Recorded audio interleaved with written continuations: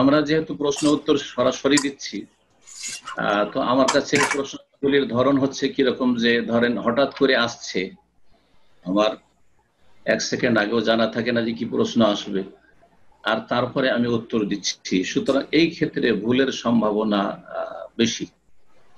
খুব জটিল বিষয় এটি। সুতরাং এই বিষয়টি সময় আমাকে ভয় লাগে, এবং আপনাদের সব সময় এই ক্ষেত্রে এই বিশ্বাসটা রাখতে হবে যে মানুষ ভুলের ঊর্ধ্বে নয়, এবং মানুষ যতই চেষ্টা করে বলুক ভুল হতে পারে।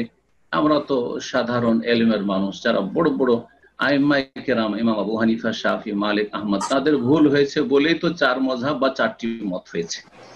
আর 4টি যে ঠিক তা না, 4টার মধ্যে একটা ঠিক, ওই একটা ঠিক যেটা সহি সেটাকে তলাশ করার চেষ্টা করাই হচ্ছে সঠিক পথ, যাতে করে অন্ধ অনুসরণ থেকে আমরা বেঁচে যেতে পারি।